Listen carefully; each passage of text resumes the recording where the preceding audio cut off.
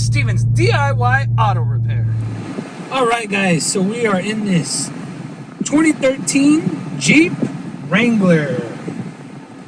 It's got the 3.6 liter, I believe, engine. And customer complaint is the heater's not getting hot. So we're setting in here right now to get it up to operating temperature. We might actually take it for a spin. But yeah, as of right now, the car was driven earlier, so it's not even that cold. Our temperature gauge is middle, so it's telling us that it's at operating temperature. And yes, it's not even warm coming out the vent. Here, you guys want to feel it? Oh, see if you guys can feel it. So, of course you guys can't feel it, but you got to take my word for it. It's man, how can I describe it? It's like the air outside. It's the temperature of the air outside. It's not even hot at all. It's not even warm. Not even like a lukewarm. So we're gonna go ahead and sit here and let this heat up a little bit. Might take it around for a spin, and then we'll bring you guys right back to show you guys how we're gonna diagnose this car.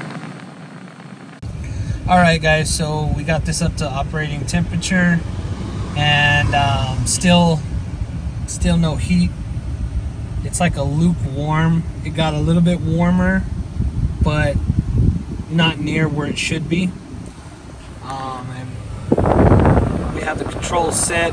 I turned down the fan just because so you guys can hear me better. So now we're gonna go under the hood and we're just gonna do our visual checks. We're also gonna check to make sure that just because our gauge here says we're just because our gauge says we're up to operating temperature does not mean we're gonna trust it. So we're also gonna check that as well. And we're gonna check to make sure there's no, even though there's no check engine light, we're gonna make sure that there's no DTC code or diagnostic trouble code that maybe can give us a hint to what direction we need to go. So let's take it under the hood. Okay, so we're under the hood. We're just going to be checking. We took the cover off. I didn't show that, but we took the cover off. The engine feels hot. We can feel the heat coming off of it. And so you just want to check for any visual leaks. Obviously, everything looks dry. Your hose, you want to come up here and you want to squeeze it and touch it. Make sure it's hot, which is hot, as well as it's you can feel that it's got pressure in it. And then you want to check obviously your coolant level, and it actually has coolant in there, but it looks a little low, so we might need to top that off.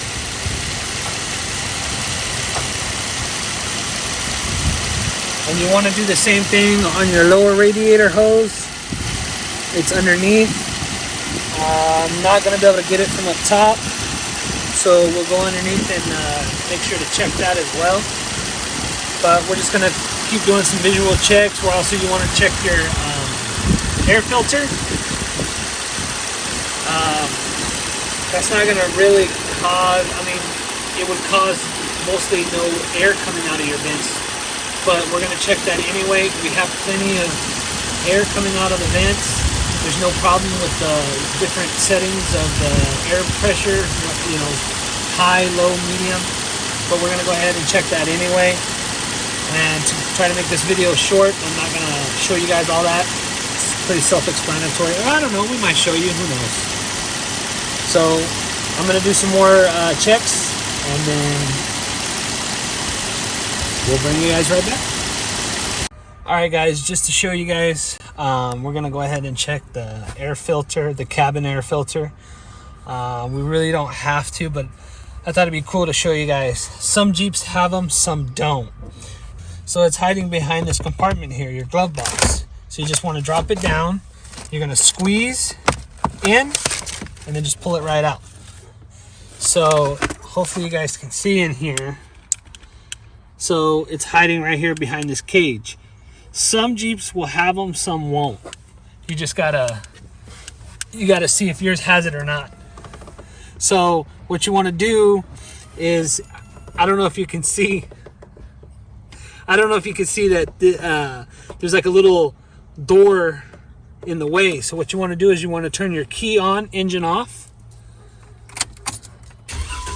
Key on, engine off. Oh no! Okay guys, so your cabin air filter is hiding behind here if you have one. So what you want to do is have the key on, engine off, and you want to make sure to turn off your fan.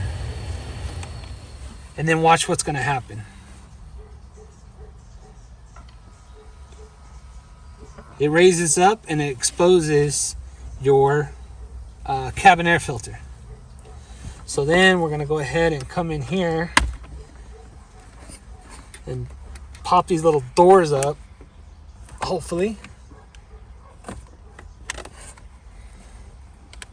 And of course, that last one wants to be stubborn. All right, so once you get this one up, you can try to fight it from these little doors, but I find it better just to unpop this tab here, and then you could just kind of reach in here and take out your filter. So it's bad, but it's not that bad. So we know this is not the cause, but we just want to show you guys just in case you want to change your air filter. So we're going to go ahead and put this back in here. And probably you could just do it through one of these doors actually. So it just goes back just like that. And there you go.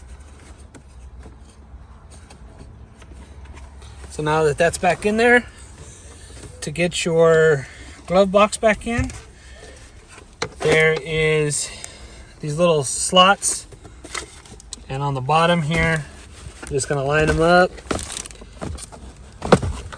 There you go. So let's continue with our diagnosis.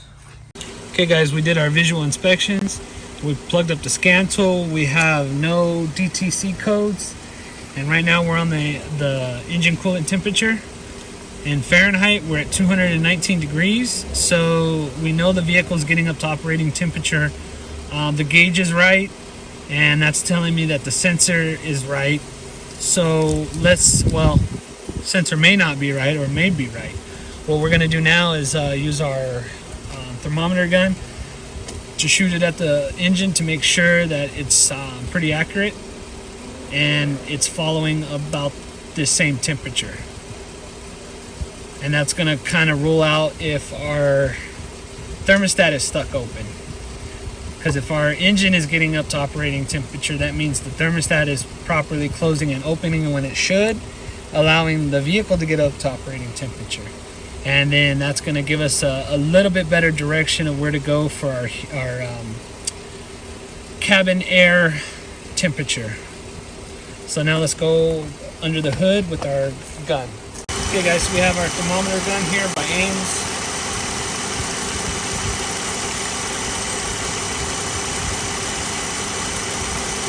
So we got it on Fahrenheit. So we're just going to shoot it at, it's got a little infrared thing here. See if you can see it on that flat on the top there. So we're just going to shoot it around. Kind of get an idea. We're going to come over here and kind of shoot it right in the middle of the engine. And we're at about 215, 217, 18.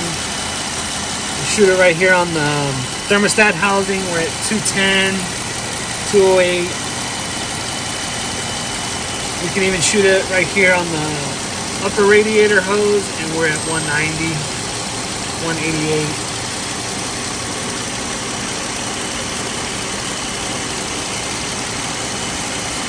So I'm pretty confident that our thermostat is working properly and our engine is getting up to full operating temperature. So understanding the coolant system, the coolant, let's see. understanding how the cooling system works, it actually utilizes the coolant to heat your inside of your car. So as the coolant is getting heated up in the engine and the thermostat opens to release that hot coolant to your radiator, and it cycles through, that's how it cools it down. Well, when you turn on your heater, that hot coolant from your engine actually goes into your heater core, and that's located inside the passenger compartment, and that's where your blower motor will actually blow through it. It's like a mini radiator, and that's how you get your heat. Okay guys, so let me so go ahead and fill this. Stop it guys, you guys can't feel it. So it's actually gotten a little bit warmer than what it was. This whole time we've been letting it run while we do our diagnosis here. And so I don't actually have a thermometer for here, so I'm going to try this, see how well this works. 115, I don't think that's very accurate, but it's warmer, but it should be should be hotter. So let's go back under the engine.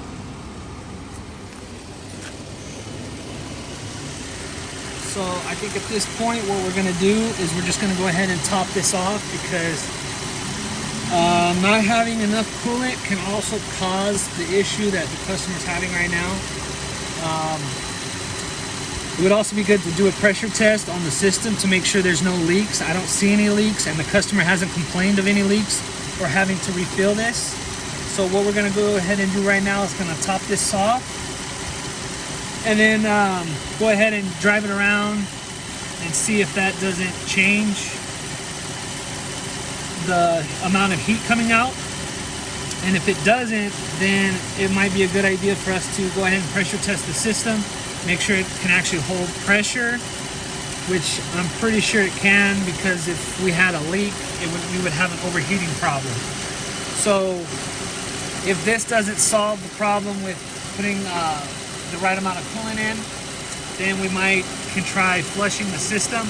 But to be honest with you, I'm thinking I want to say it's going to be a heater core problem. Maybe we have a clogged heater core, and that's something else we could look at. But we're going to make this a quick, short little diagnostic video. So we'll go ahead and put some more coolant in and run it, and then maybe we'll bring you guys back to conclude this.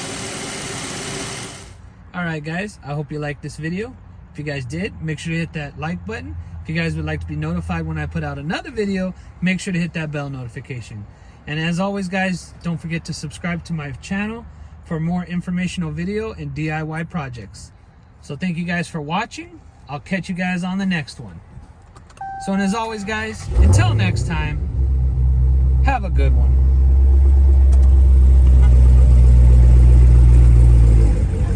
Yeah.